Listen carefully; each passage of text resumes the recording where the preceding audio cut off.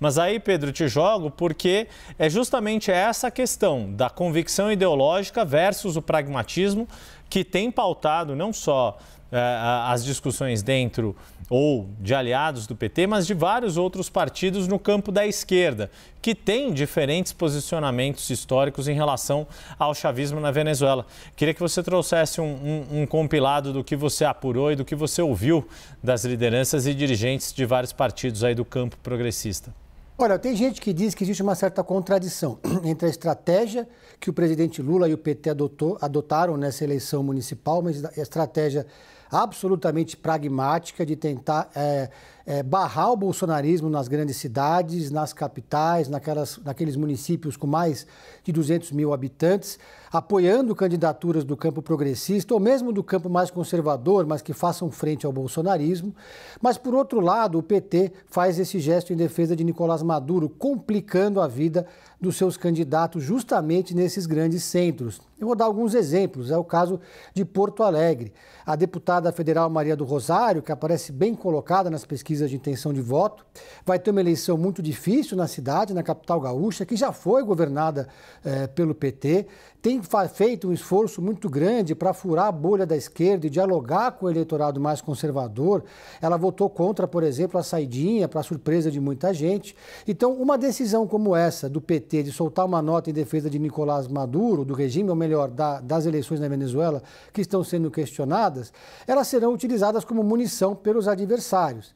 Aqui em São Paulo, Guilherme Boulos não é do PT, mas o PT está dando todo o suporte para a candidatura dele.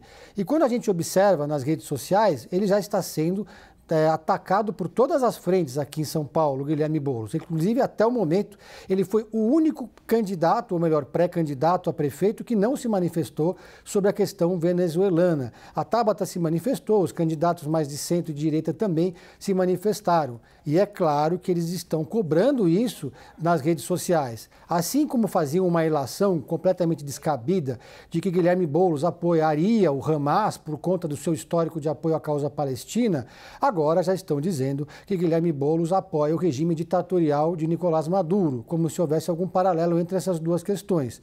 Estão dando mais trabalho para os marqueteiros, estão criando dificuldades numa campanha que já vai ser difícil. Isso vale para todas as outras grandes cidades onde o PT vai enfrentar o bolsonarismo. Essa nota do PT agrada a base, o chão de fábrica do petismo, porque essa manifestação do José Dirceu está em linha com aquilo que a militância petista historicamente defende, que é uma posição até um grau a mais daquela que foi feita na nota do PT. Porque os mais entusiastas da causa de Nicolás Maduro, do regime de Nicolás Maduro, acreditam que existe uma conspiração da direita ou da extrema-direita na Venezuela para tomar o poder. Como se quem perdeu a eleição estivesse querendo dar um golpe. E aí os fins justificam os meios de alguma forma.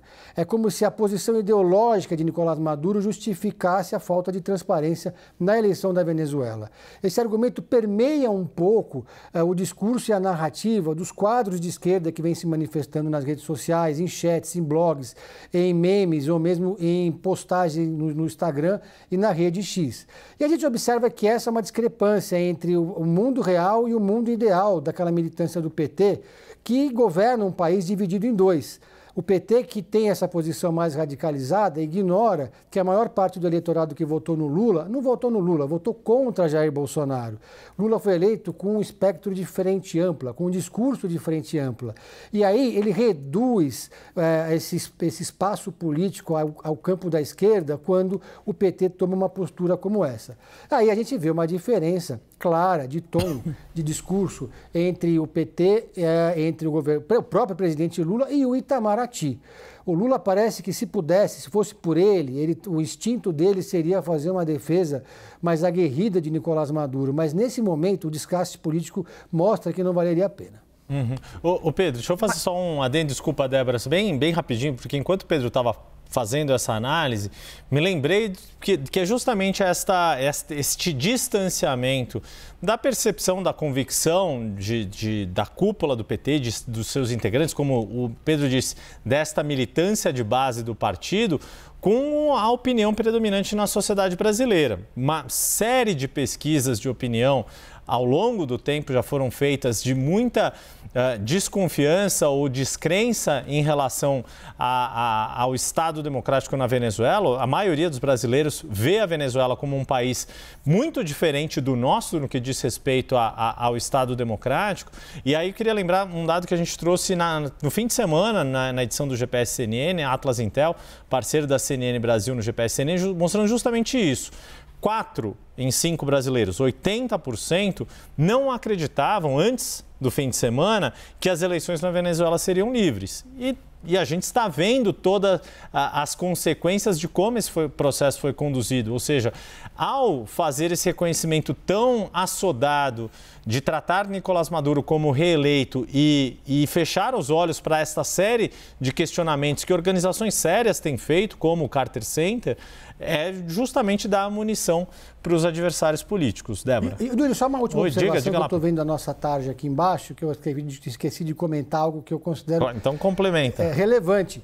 O silêncio do PSOL enquanto partido. Eu conversei com lideranças, com Juliano Medeiros, que é da executiva, diz que eles se sentem confortáveis com a posição de Itamaraty, que cobra a transferência, mas o partido PSOL em si mantém-se em silêncio. Nenhuma postagem, nenhuma nota oficial, não consigo falar com a presidente do partido, a Paula Corardi, está sempre de uma agenda para outra, no aeroporto para outro, ou seja, não querem se manifestar. Então não consigo entender por que o PSOL está contratando esse desgaste para os seus candidatos também nessas eleições, inclusive para o Guilherme Boulos, sendo que historicamente a posição do PSOL